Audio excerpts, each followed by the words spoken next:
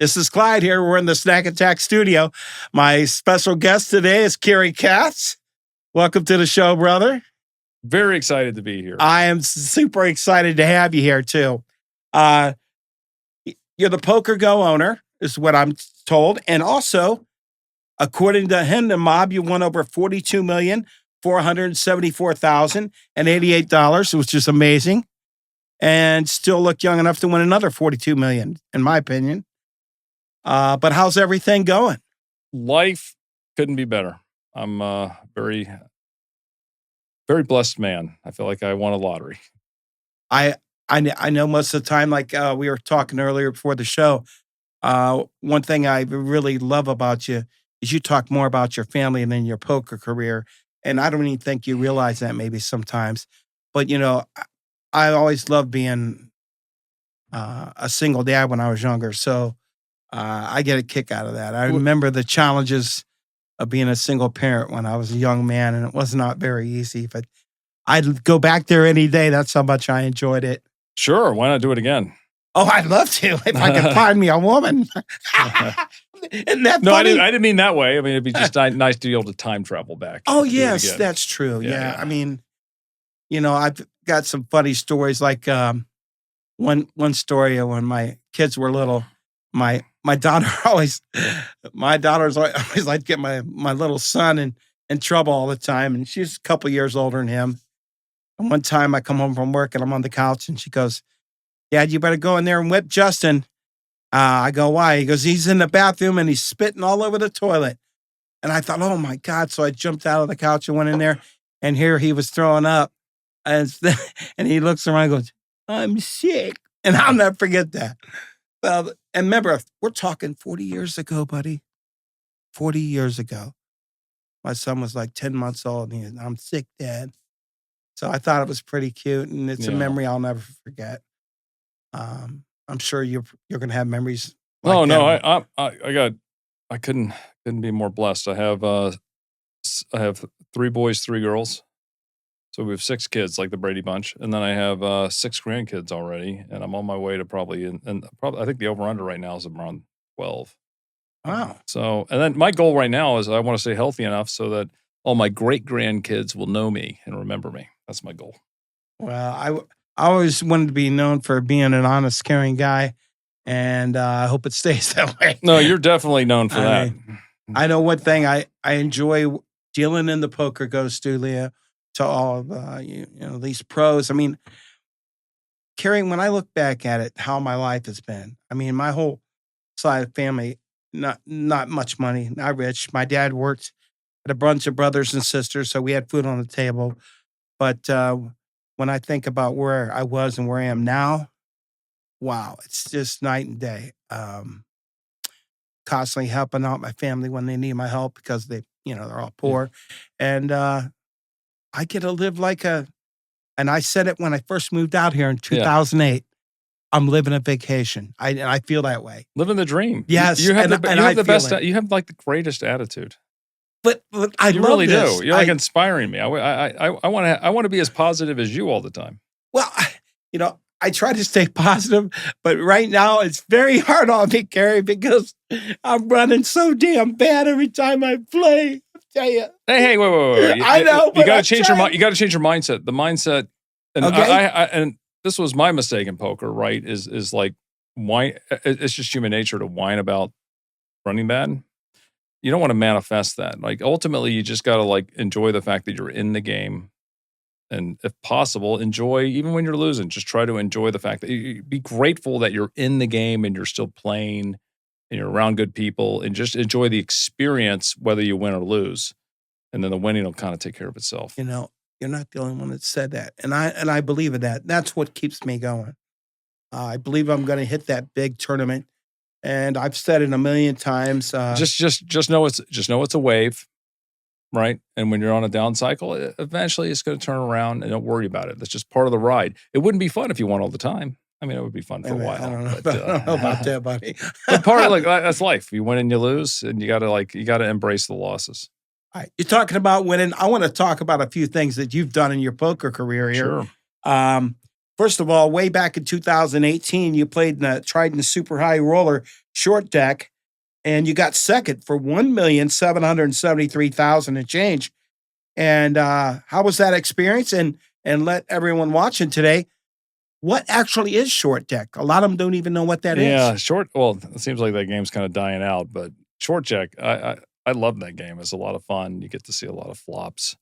They take out the 2, 3, 4, 5s, the cards, right? So the hands are you're always getting big hands, right? Yeah. And in that case too, because the way they take the cards out, by having the lower cards out, you're getting more full houses than you do flushes. So they actually a flush beats a full house.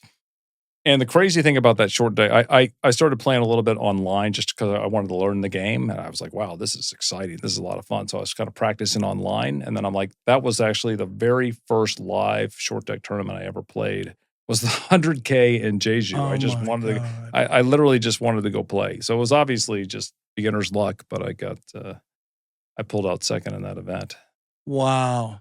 I think I got off to a really hot start, I think, in short deck. I think I cashed like 13 of the first 25 I played, and then I think I bricked everything since. Wow. And I don't play any short deck poker, but any kind of poker I know I'd enjoy. But I don't believe I've ever played that game yet. I read about it. I think that game, I think all the wizards solved it too easily. So I think that's why the game's died. All right. And back in 2021, once again, you played in a 100,000 PokerGo Cup, and you won it for over $1 million. You have a really good record. Oh, the best thing about winning that was I had to. Sovereign had me 2-1 in chips, and I had to beat him for Negreanu to win the PokerGo Cup, a major. So obviously, Negreanu's our ambassador, and I had to come through for him. For some reason, I always just run really good against Sovereign, even though he's like one of the best players in the world. Yeah. I've always run pretty good against that guy. And so I got lucky against him heads up, and Negreanu won the cup, which was really cool. And Negreanu was there. It was fun because he was drinking, he was having a good time, and he was sweating it. I tell you, once again, going back, I know I deal there a lot, but it's so much like a family atmosphere. I've never seen a fight or anybody fight in there or nothing.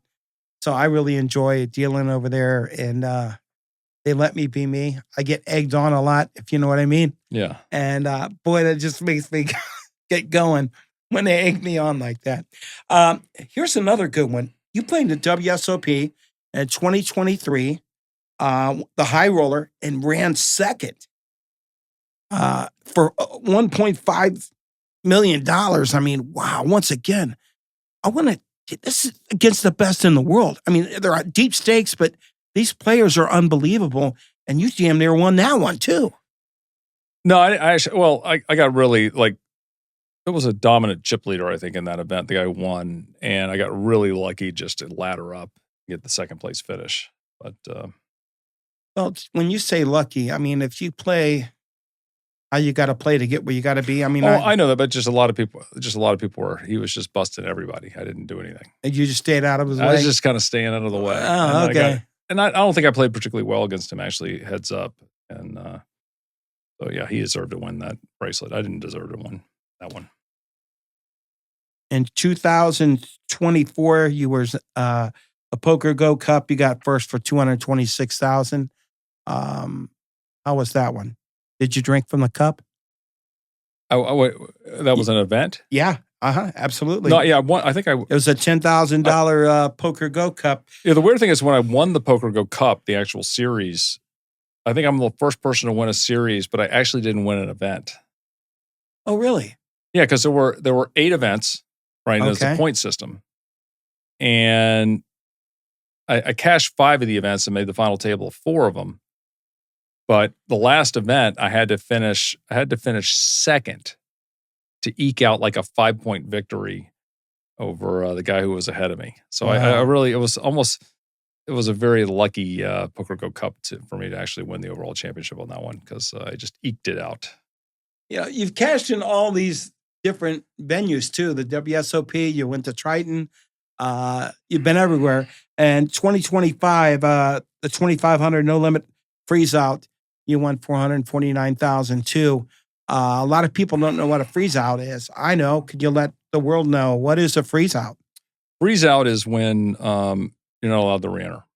You just it's kind of, and that's how the main event is. The main event is a freeze out. So it's pure poker. It's kind of the way the tournaments used to be. I used to love them that way, by the way. Either you got it or you don't. I love it. That's what I hope they never change the main event for that. Well, I hope that never changes. I don't think they'll change the main event for that. But some people like the rebuys. But it's already hard. It's already hard enough to beat the pros once. Yeah, that's true. Right? Trying to beat it twice would be tough. Yeah, that's true. What's the best time you've ever had when you've played poker?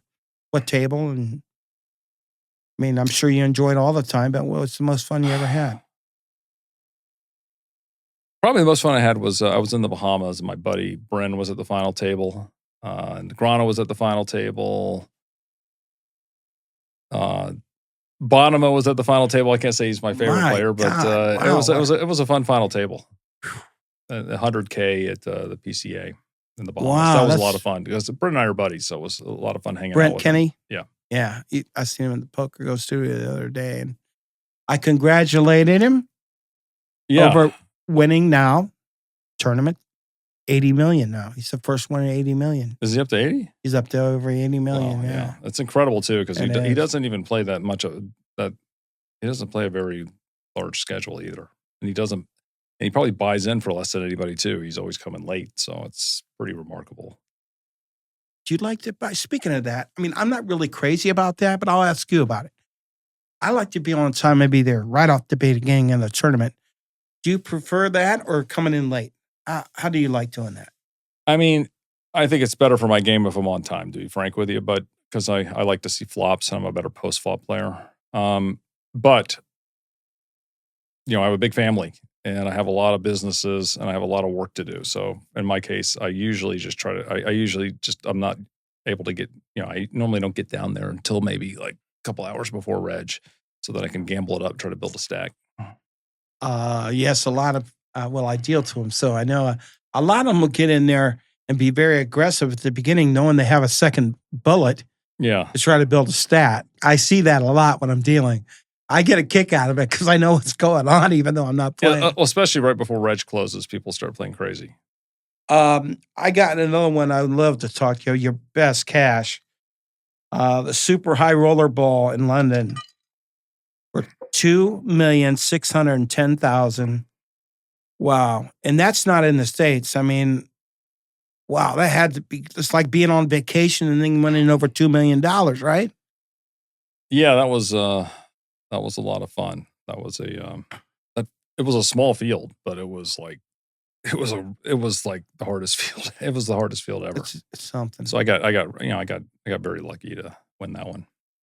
I remember I tried to cut a deal with Ali Msirovic when we were heads up. He's like, no, I want to play it out. Okay. Which made sense. He was the better player. So it didn't make sense for him to cut a deal. We haven't seen him in a long time. Speaking of him, seen him in a long time. I haven't seen a Dotamo neither. He has, right? Am I saying his last name right? Yeah. He hasn't been around a while. What happened? Yeah, he's like the greatest player ever. What happened to him? He quit playing? You know? I'm not sure what he's doing. He's probably just too rich and focused on other things, would be my guess. I think he's going to school or something. It's great. Oh. Yeah. He's just one of those geniuses that need to do other things besides play poker. You're from Georgia. Yeah. Do you know you're number one? You're number one in Georgia on the money list. I checked this stuff out. And here's something. All time, you're 19th on the money list. How long you been playing poker? Well, I've been playing poker since I was 6. Oh, my Lord. But I didn't really start playing actively until I moved to Las Vegas in 2009 is really when I started playing. I was just very casual for maybe like the first. I was busy with work, right? I didn't really start playing until the moneymaker thing. Gave me the bug, right? And I'd come to Vegas, every few months or so and play. And then I ended up relocating my business in 2009 from San Diego to Las Vegas. And then when I was in Vegas, I started playing a lot in 2009, and I've been playing a lot since. Okay, here's another good question for you.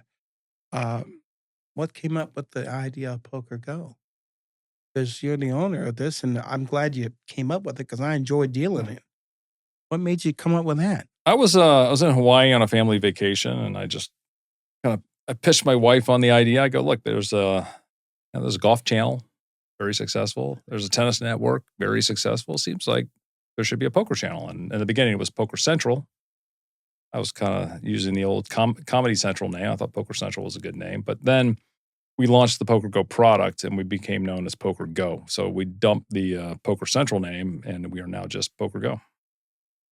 Wow. And you did it because you just love poker, right? Is that what I'm getting at? Well, I did it because I thought I could make some money building the world's largest poker content company. But so far it's just been, at this point, it's a passion project. But I think under the new leadership of Brent Hanks, he's the CEO now. Okay. More in the steady hand of Maury Escandani, who's our president. I think the next 10 years, I think PokerGo is going to do quite well. I think it's going to make some money. I think it's going to continue to build distribution and increase viewership, and hopefully we'll make the shareholders happy. Well, I would tell you what, for those that are crazy like me, you want PokerGo. I have it. I've had it for years now. It has a lot of great content in it. It has what's coming up in the future. It's got live events and also past events from the World Series and other events. So it's very interesting for those that love poker. As you can see, I'm kind of a poker nut myself. I've got all my PokerGo stuff here. It's got all the high stakes poker content. Yes. Those are always the best episodes. Speaking of that, and soon the National Heads Up Championship that was it was debuted on Peacock, but it'll be going on PokerGo from here on out. No, it'll be on both. It's always going to debut on Peacock because it was originally their product, but part of the deal for us acquiring the NBC Heads Up Championship, that brand, was that we would put it on Peacock for the next 6 years. Oh, okay. Okay, I got it. So it'll be all the new seasons will be premiere on Peacock, but then eventually it'll go back to PokerGo. PokerGo is kind of like the hub. It's like if there's any poker you want to watch, it's all there. There's 3,000 episodes of the best poker content in the world. Boy, and that's the truth. Not just PokerGo. Listen, guys, when we're talking PokerGo here, and they have events for all those following me out there, we're talking about the best poker players in the world are getting in these events. Some of them ranked in the top 10 in money playing these events. So you need to subscribe for this PokerGo. Watch this. You can learn. I've learned by watching this stuff. So I'm telling you, I'm not just saying this because this man's sitting here. I love poker. And if you love poker and you want to watch the best of the best duke it out, you want to have PokerGo. I'm just saying it's got to happen. Well, yeah, and even if you don't subscribe, you should at least follow us on YouTube. There you go. We put a tremendous amount of content for free. So YouTube, if you're on a tight budget, just go on YouTube, and there's an unbelievable amount of free content out there. And then we're on all kinds of free platforms as well with 24/7 streams. Well, I appreciate, but I think most people can afford. I believe I'm playing $99 a year for that damn PokerGo. We've never raised the price. Wow, I'm telling you, for only $99 for a year? Are you kidding me? For a year? Oh my God, you're definitely missing out. I'm sorry. Oh, by the way, thanks for the YouTube because I am. Well, that reminds me, we got to come up. I don't know why I didn't think of this, but we should have given you your own discount code. Or give you like $20-$30 off an annual subscription. I don't know anything. I'll talk to Brent about it. Yeah, I don't know. We'll get you your own code. The Clyde code for $30 off. I enjoy poker so much, but I want to tell you, a couple years back, I had quadruple heart surgery now. I mean, it's almost 2 years. Wow. April 30th, will be 2 years coming up.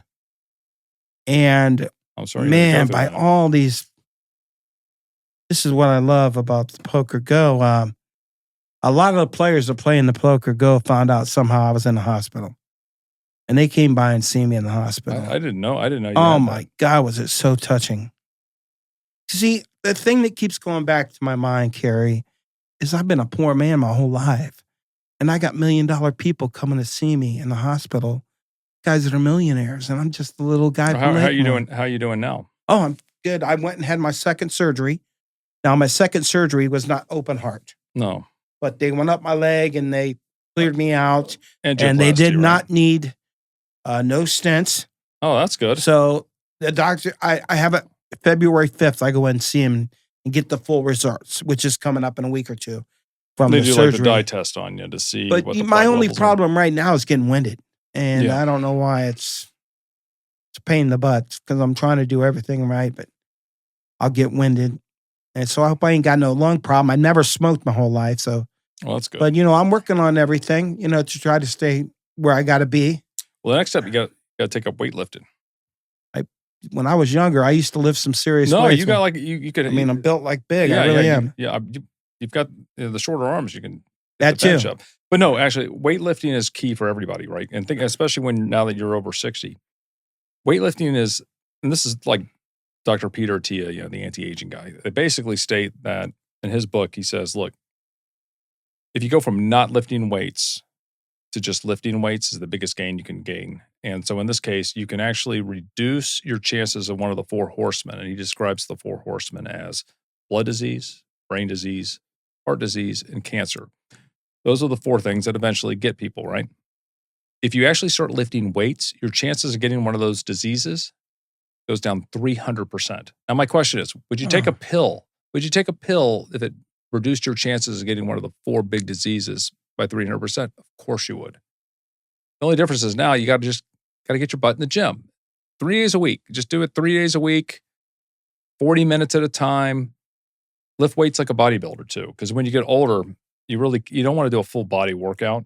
You want to just focus on, because your body needs like you're old, right? You need like 5-6 days to recover, and there's a reason bodybuilders do it that way anyways. They get better results. So like you just go 3 days a week. And you work, like just biceps, like shoulders, and then triceps and back or something. So you just 3 days a week, your body gets a full week to recover. And ultimately, it's a key. Like think about this too, when you get older, right? What's the big risk for older people? Is a fall. A fall can be catastrophic, right? They break a hip, they lose mobility, and they're like done, right? And their quality of life goes down dramatically. So the key when you get older is you got to view it this way, because when you hit 30, you lose 1% of your lean mass a year. So you're just losing 1% of your muscle a year. So you're going to you have to be in the gym lifting weights to maintain it. You got to offset that. And you got to view it this way, is the muscle you pack on is like body armor. So that now when you're 70 and you fall, you catch yourself like you're young, as opposed to breaking a hip and being screwed. All right. Not to preach. I just listen, might as well get the message out. I've got people watching for all kinds of reasons, and health is one of them. I got a full-time job at Aria. I try to work out all my days off, but this is what I do. When I do work out, I do the same workout as I did when I went to therapy for my heart. I do the bike. I do the leg presses. Yeah. I do the I call it row the boat. Sure. But I'm afraid if I lift weights, it might hurt. Will it hurt me if me just getting through surgery 2 years? Is it safe for me to lift weights? I don't know. Okay, I'll let you talk to my doctor, Dr. Choi. By the way, Dr. Christopher Choi, best concierge doctor in Las Vegas. Love that guy. He's the best. His staff is absolutely amazing. So if you need a good doctor, you go to Dr. Christopher Choi. He's the best doctor in Las Vegas. He really is. Like you literally can, like you email his office, you can set up an appointment. They respond. You call their office, somebody picks up the phone and actually answers the phone immediately. You don't have to like press a bunch of buttons or fill out forms or submit, submit things, which is so annoying, right? Sometimes just like scheduling an appointment, they make it like an ordeal. The difference is like Choi's office, it's like I can just email them, schedule an appointment. Easy. I don't even have to call. One of the things I'm not crazy about my doctor, it seems like when I call, they can't get me until a month later, which... not a Choi's office, man. He'll get you in the next day. He'll get you in the next day. Now, if he knows everything about the whole body, I might want to go see this guy because he is, I've got every little problem you can imagine. He is the best doctor in Las Vegas. Does he know about skin? He knows about everything. Okay, good. He's like a super genius. You're a pretty genius on the table, I'll tell you that way you're playing poker. You know what else I've noticed? We're going to go back to talk about poker here. But health is a big key to everyone's life. And one thing I've said about the health situation is I know how long my mom and dad lived. And I remember when I was a little kid, when I went to the doctor, they told my mom, well, he ain't going to live past 40. That's what they told my mom. Because I wasn't growing. I was 10 years old and I was wondering, but here I have bone spurs. That's why I'm so slittle and got short arms and legs because of that reason. But I lived longer to be 40. Oh, yeah. Oh, yeah. Because I started eating right and all that other stuff. I used to eat bad. I mainly drink ice water now. I don't drink soda like I used to, like crazy. And that's been a big difference right there, too. I'm still really bad on the Diet Coke. Well, I don't. That's my big vice. But you know what you have at the PokerGo and the guy that fills up your coolers? So I'll sneak and grab some of them because I can't help myself. Yeah, and that's that zero sugar Baja Blast that's in the cooler in the back. Nice. That's one of my favorites when I go to Taco Bell, which, man, speaking again, I haven't been to Taco Bell in a while. So I don't really, I've got 5 salads sitting right now in my refrigerator. Wow. Where I've changed my eating and I eat chicken tenders. So I do try to eat every now and then. Come on, we all cheat once in a while. Yeah. I might have a pizza or something, but mainly I my think whole the key, concern. like everybody cheats, everybody screws up on the diet, right? The key is you don't want to beat yourself up, right? And so like in my case, what I normally do is I think what you try to do is like, if you can have 5 or 6 good days, right? And then you just have a cheat day where you say, look, I'm going to have pizza on Sunday. Just going to enjoy myself, right? Yeah. I think then you can stay sane, and then you can keep on the days, the other days, you try to stick to a good diet. And then, if you screw up in one of those days, then you don't beat yourself up. You just say, look, I'm going to get back on track tomorrow. Cary, I want to tell you something. One time I did the old cheat thing and I went and got me a burger and fry. Okay? Yeah. It tasted like crap because I haven't had it in so long. I didn't realize how bad it was. Really. Yeah. It was like, why did I ever eat this in the first place? Wow, that's great. I'm not kidding. Oh, if you can go. Because it tastes like lard. You can like, even In-N-Out? Oh, even In-N-Out, but I haven't been in In-N-Out in a long time. Okay, well, I still do the In-N-Out. Yeah. I love In-N-Out. Everybody likes the In-N-Out, but well, it's good that you don't do that. The In-N-Out, by the way, one of the reasons. Well, you know what happens is the bacteria, when you stop eating, like in particular, sugar and bread, the bacteria in your mouth, you got to go about 2 weeks, but if you stop eating sugar and bread, the bacteria in your mouth changes and you'll stop craving it. Like it's brutal, right? Everybody loves sugar. If you can just go, like just have the fake sugar for like a couple weeks while you're trying to get off sugar. If you really want to get off sugar, you got to go cold turkey because eventually you really won't give a crap about sugar. Now I've been bad on. I was completely off sugar, and then over the holidays I was bad with sugar, and now I'm craving it again. So I got to get back on track and just stop having sugar. What amazed me about it, Cary, was before I thought about health, just ate whatever I could throw in my mouth. But when I quit eating all that stuff for a long time, you know what changed it was the damn heart surgery. Sure. And then all of a sudden, when I went and got hamburger and fries, and like the fries were like grease, and I never noticed that before. I really didn't. Yeah. And same with meat. I'm like, oh my God. Your body knows this stuff. Your body knows what you should be and what you shouldn't be eating. And because I switched the way I'm eating, it's embarrassing. But I've lost weight. And you're thinking, well, Clyde, looks like you didn't lose weight. Listen to me. When you're sagging from your belly button down, and it looks like sick because you've lost all that used to be sticking out. Yeah. That makes me proud of myself that I'd lost that much weight. Yeah, great job, brother. No, seriously, look. Seriously. Yeah. I don't look that fat, but if I lean over, you could see. The skin. Yes. It's not that that's fat. By the way, all those watching out there, sometimes I like to act like I'm sexy, okay? Clyde, you are sexy. What are you talking about? But anyway, so the difference in the way I eat, you can even ask Shane. I live with Shane Butts, and he knows how different I eat than what I used to. And I'm trying to get him to do the same thing. He's about the age of my son. Yeah. And I said, if anything you can learn with me, if me living here with you and your wife that, Well, I think one of the things everybody can do, right, is even if you're not going to eat super clean, is like you reduce your eating windows. I think that's important, right? So like for example, like breakfast to me is a big scam. Like breakfast is, why would we want to break our fasts, right? So to me, I don't eat breakfast. Like so to me, what you should do is like probably just have lunch and dinner, and that's it. And then if you give up the snacking, which is not good for the Snack Attack podcast, giving up the snacking, then you can take it to a whole nother level. So to me, like if you just keep it simple and just have like a big lunch and a big dinner, and then you got maybe like, so say you have lunch at noon, dinner at 6. Well, then you got like 18 hours where your body gets to repair and clean itself and burn fat and go into something called autophagy. Autophagy is where the cells actually clean up the waste and the crap in the cells because they don't have anything to eat. The cells are burning fat, but at the same time, they're cleaning. You're giving your body a break. Your body's like, thank you. I get a break from eating. I'm not saying you do it every day, but eventually you like, especially if you drink a lot of water like you do. I do. You actually, you're not even hungry. Like you're not. Especially if you eat a lot of protein at noon and you eat a lot of protein at 6, and then you losing your craving for sugar, then all of a sudden you're going to be like, wow, I'm getting in good shape. Gary, you just said what I do. I don't eat breakfast. Once in a while, like today I had to. Yeah. I'm coming in here early. Yeah.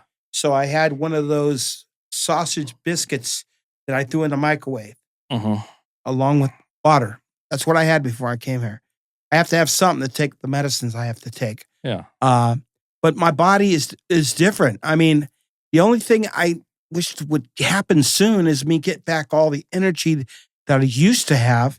And I was never out. I mean, you see me in PokerGo energy. You have an incredible amount of energy. Yeah, but I mean, for it to last as long, it used to go like all 8 hours at work. And I'm like, okay, I can still go home. Yeah. But I go home like, oh my God, I'm beat. But I used to go home and still not be tired. I'm waiting to get that energy back. That's what I'm missing. You're not a spring chicken anymore. But I don't want age to be a number. I mean, exactly. I just don't want. So look, 60. I don't care. 60 is the new 40, and there's no reason people who are turning 60 can't be in the best shapes of their lives. It's all a mindset, and it's all about obviously time's working against you, but you got to take some measures. So you got me talking health. Now I'm getting excited again. You were talking about bench pressing and all that. I used to do all that before I had my heart attack. I used to I used to take the thing and I've never heard this and go like but now because of my heart surgery, I don't want to. God. Well, I'm sure. Look, I'm sure if you found the right trainer, there's plenty of exercises you can do that are going to be safe. But you understand why I'm worried. I don't need to be back and. What if I tear something? I don't know. I mean, I'm always worried about that kind of thing. Well, I think you should just talk to your doctor about it. Or what's the name of that doctor I might want to go see again? Dr. Christopher Choi, best doctor in Las Vegas. Well, I'm going to have to look him up. When I first had my heart attack and everywhere I'd go, they say, hey, man, you got a really good doctor there. Yeah. And Dr. Prasad. And they say he's one of the best in Las Vegas. Cool. I said, well, I'm glad because I still want to stay alive. But well, you got a lot of energy. I think hopefully you'll be around. It has to do with, to have that, you got to have the correct amount of rest. And I drink so much more water today than I used to when I was younger. I buy a whole big bag of lemons. I cut them up, put half a lemon in water. And while I'm at home, I drink that all the time. Yeah, that's great. Now, it used to be Mountain Dew Zero Sugar or Pepsi Zero or Coke Zero. It used to be that. No, but I've laid off that stuff a lot. When I was in high school and college, Mountain Dew was my drug of choice. I know, mine too. But once again, get you wired.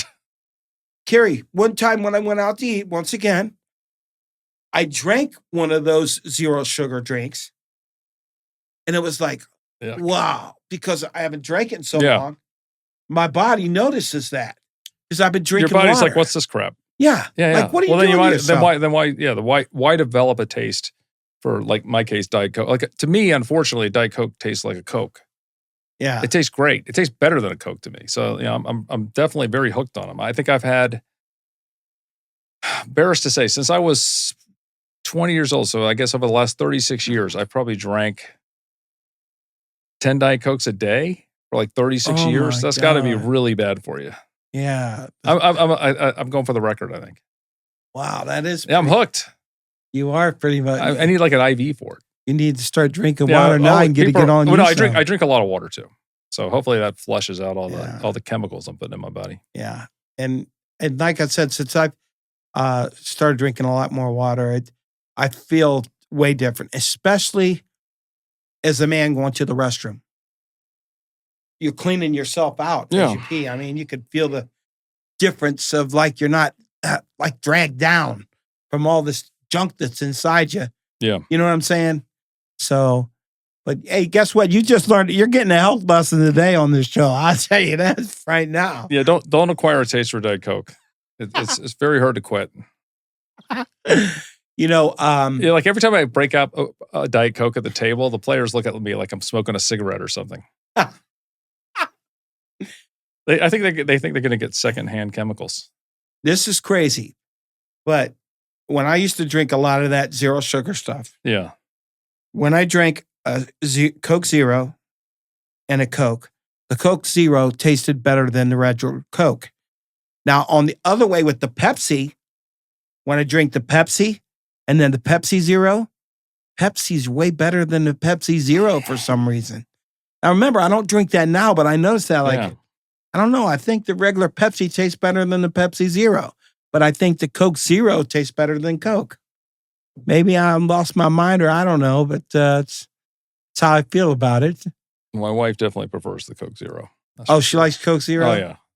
She's like, I don't know how you drink the Diet Cokes. I think Paul Campbell loves Coke Zero, too. Yeah. I see him with a Coke Zero once in a while inside the studio. All right. Hey, what's coming up in the PokerGo studio? What's good? Let everybody know. What do we got coming up?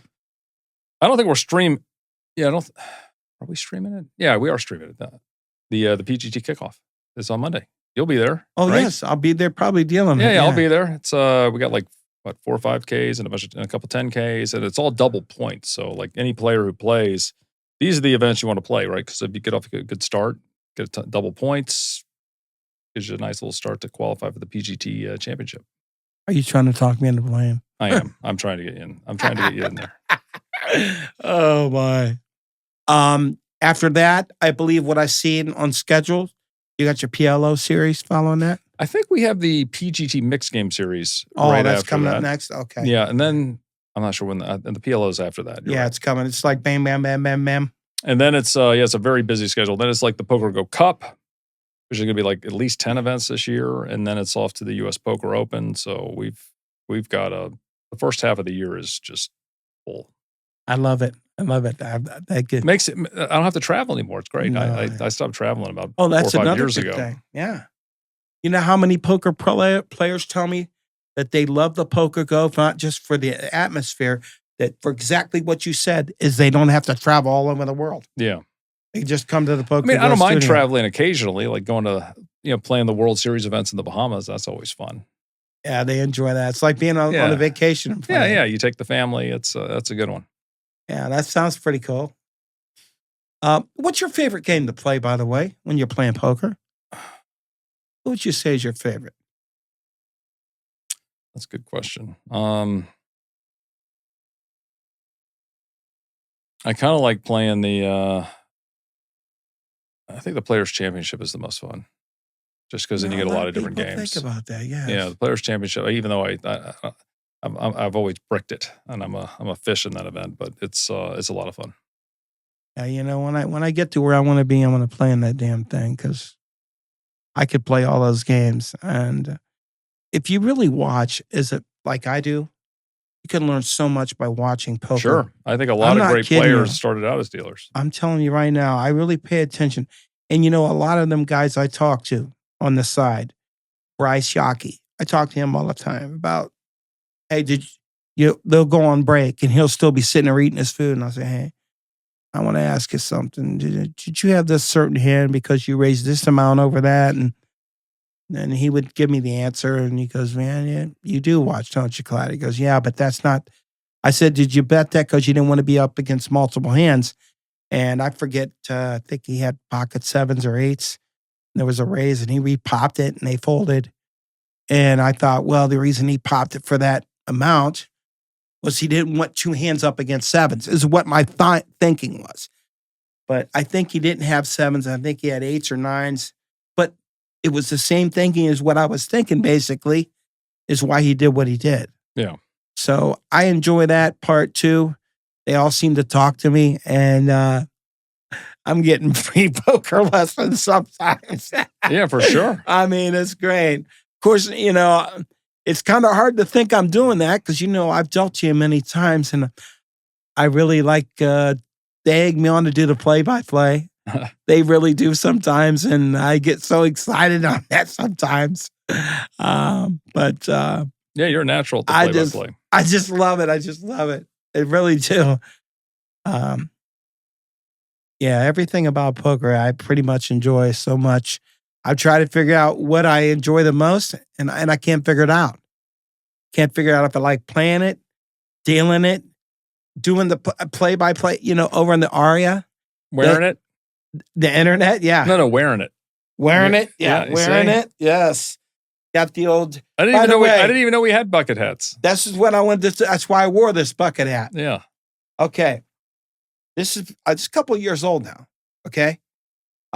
Some lady, you guys were selling some of the poker gear in the room. Yeah. During an event, and I said, "Oh my God, I'd love to have that."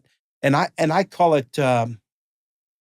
You guys call it a bucket hat, but I call it from that actor from Gilligan's Island. I call it Gilligan hat. Oh, the Gilligan hat. Yeah, I call it the Gilligan hat. And I said, "Oh my God, that'd be so cool." So I ended up buying the last one you had. Do you make these anymore? I don't think we do. Oh man, I'll tell you, they'd be a hot item. Everyone, if you ever watched a World Series of Poker last year, how many people had a Gilligan hat? Even Phil Ivey had one on. Really? Remember? Yes. I couldn't see Phil Ivey being a big Gilligan fan. He had a Gilligan hat. I doubt he's a Gilligan fan, though. Maybe not. But I mean, well, you call it a bucket hat. It's a bucket hat he had on. So, yeah. So, a lot of my own learning is from watching PokerGo. I mean, not just what you're doing live every day in the room, but you guys televise all them other events. Especially the earlier coverage of things like the Super High Roller Bowl. If you get like day one coverage of the Super High Roller Bowl, then you're seeing some real poker. Yes. Yeah. And it's amazing. Especially because the Super High Roller Bowl is pure, right? It's a freeze out. I love that part. I love freeze outs. Many years ago when I first of all, I don't know if y'all let you know this. I was a painter way back when in Ohio before I moved out here. I had my own painting company. I worked for other painters before. Doing pretty good. Yeah. And then all the new construction, what the heck? They voted for Bush for president, and all of a sudden, new painting went to heck. And my nephew goes, "Hey, you need to move out here to Vegas because you're a hell of a player and learn to deal professionally." And it got to the point where I had to get rid of guys. I had like 7 guys working under me. So I had to let those go. And I went from painting $1 million homes to painting repaints and basements and outsides. And I'm like, this ain't good here. So you know what? I came out here to Las Vegas. He talked me into it. How old were you? And you see, what was 2008 I came out here? Okay. Well, we came out around the same. I came out in 2009. 2008 I came out here. Yeah. And it's the best move I ever had. I mean, my life has changed so much. You have no. When I went from Samstown to ARIA, I was like, oh my God, you're kidding me. What a difference. What a difference. The way everything was run, the room, the people. Yeah. I mean, it was just amazing. And then I got the deal in the studio and I was like, oh my God, I feel like I'm a king now. So to me, that was life-changing. Moving out here, I remember, I ran a poker league in Ohio. And every year, I made the main event final table. I won it twice. I got third a couple times, 7th, before I moved out here. That's why my nephew said, dude, you're good. Get out here. And I'm thinking, well, it's probably a whole new ball game out here. But I did come out here and move out here. And I've enjoyed every minute of it.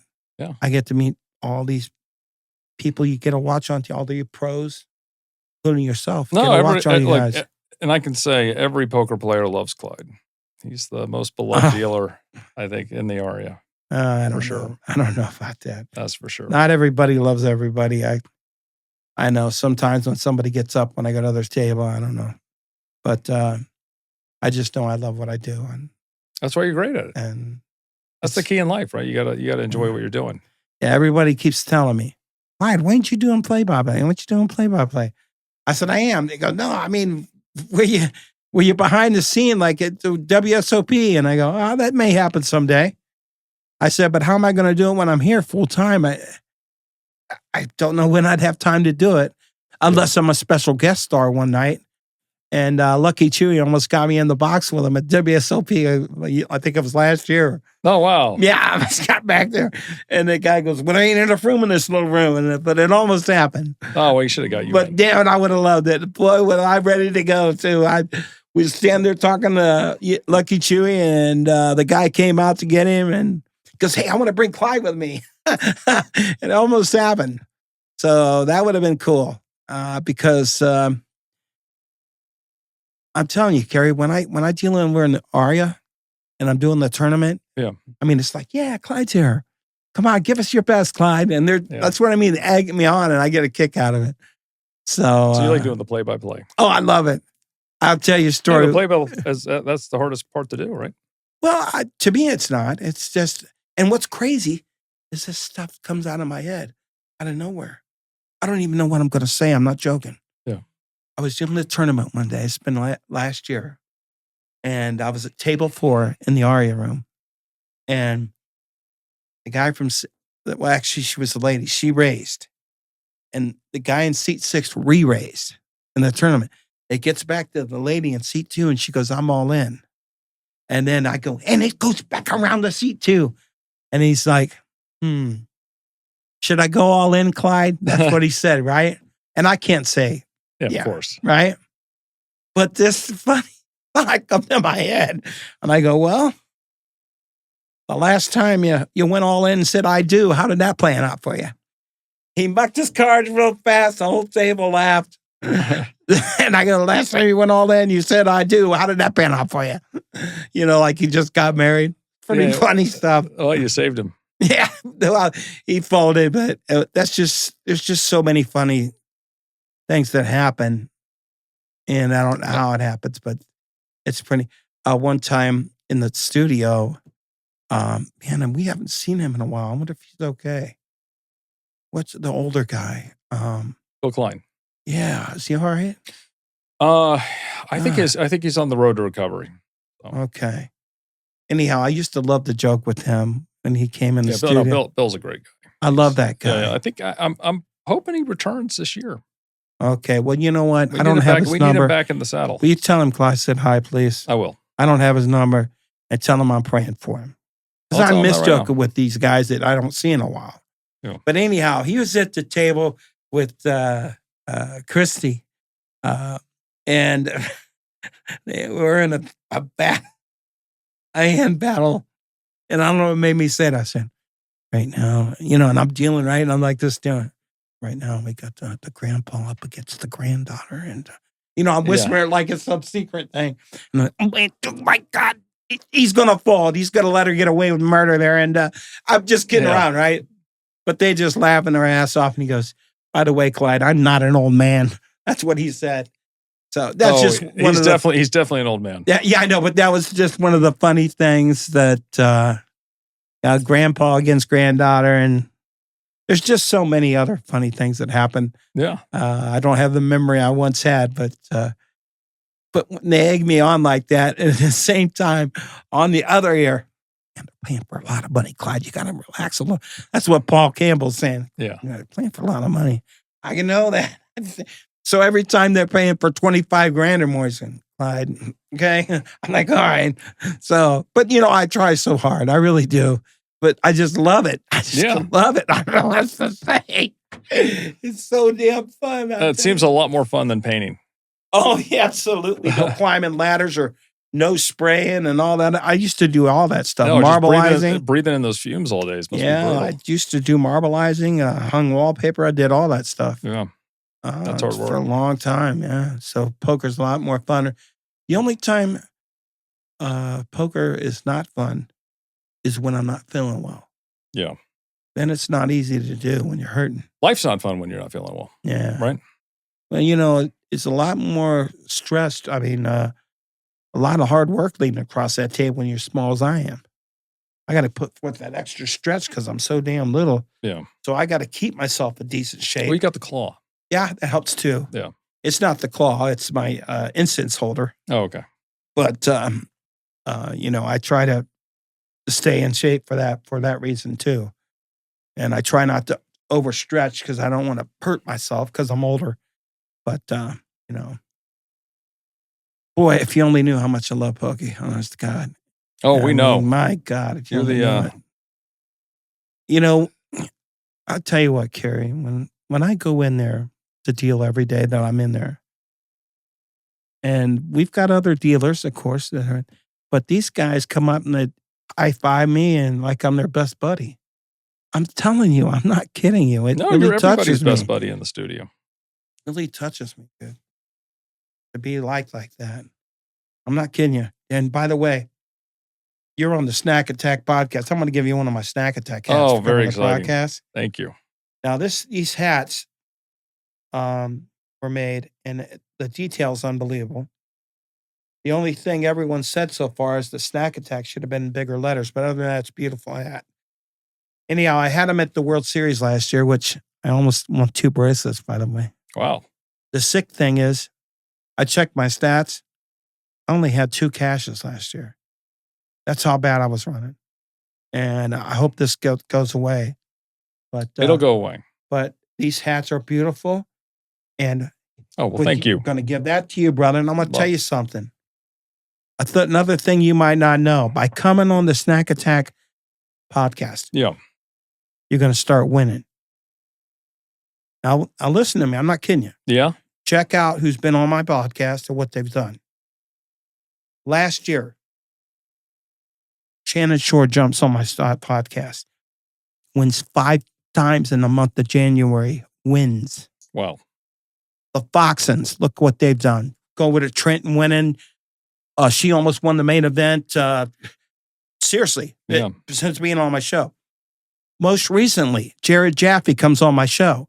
You see what he did last week? No. What 2 final tables, got a second and a third or something in one of the events we had. The last chance? PGT last chance. Yeah. And he went deep in 2 or 3 of those. I don't know if he qualified, but he got to final tables left and right from being on my show. Jesse Lonis has been the bomb. I mean, that guy won $21 million, I think, last year alone. Wow. Unbelievable. He was on my show. So I like to brag about that. Whoever comes on my show ends up winning. Thanks. So you're going to get on a win streak. I'm going to say that to everybody that comes on my show. I will give you it. And if I have the kind of 2026 I expect to have, I'm going to give you full credit. Okay, good. I'll have you back on the show to talk about it too if you want. All right, good.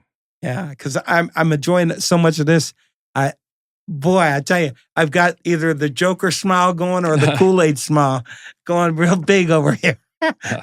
So, I don't know what else to tell you other than you guys make me feel like part of the family when I'm dealing over there. I mean, truly, it's amazing. Even the people back that's doing the working the behind the wall scenes. Yeah. How you doing today, Clyde? What's up, Clyde?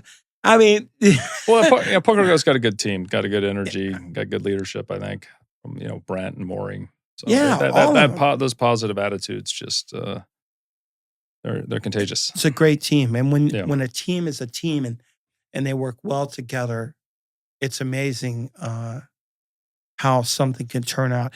It's kind of like a basketball team because seriously, when you get a basketball team that everybody knows the roles, one might be a rebounder, one might be a scorer. And when they all do that together, they almost can't be beat. I talk to everyone in there and it's amazing. No, agreed. Look, and I think the next 10 years of PokerGo, I think they're going to be great. They really are. I do too. I hope it never ends. I really do. I hope it never ends. I'm hoping to win one of those one day. I think you will. Get a satellite, get in there one day. Because here's the thing so far that I know for sure. I've watched enough film on all the players. I know what they're doing, but they got no film on me. That's true. That's a big advantage. So I know that's a big advantage. And I know that the last time I played in the PokerGo studio, I was going great until I took a worst beat of my life in the studio when I flopped great and a 2-outer got me on the river. Ugh. Yeah, sickening. But that would, and at the time, I was fourth in chips when this happened. So they all were bluffing their chip. They kept trying to push me out, try to bluff me. They thought you were scared money. Yeah. So I was loving it. I'm like, man, I'm getting the chips. They just keep trying to bluff me. And the more they tried to bluff me, the more I kept slow playing. Seriously, I kept acting like I didn't have nothing. And they kept trying to push me out. Well, I don't even want to say that was in a 5K, right? Yeah. That was the one you won the seed in. No. One. The one I'm talking about is the 10K. I played in the 10K. It's been a couple of years ago now. Oh, okay. And they interviewed me because I got in it. And I was doing great until that one hand. Flop top 2 pair and got screwed. It's amazing. How did it happen? It happens. But hey, I've enjoyed my time here with you. We're going to have to cut this off soon. Okay. And any time that you want to come back, you're more than welcome. Well, thank you. And God, PokerGo forever. I'm telling you. Let's go. It can't end. Well, I can't wait to hang out on Monday. Yes, I'll see you all week next week. Yeah, and I'll probably be late. What? I'll probably be late to the kickoff. But I'll be there. I'll be there around 3 or 4. Oh, okay. Yeah. Well, dude, I can't even believe I'm sitting here and you're on my podcast. All these people come on my podcast, and it just amazes me. And golly, thank you again, man. I love you, man. Thank you, bro. All right, everyone. Listen, I hope you enjoyed today's podcast. Appreciate everybody praying for me and rooting for me. And God, may all of you have a great day today. And thanks for watching.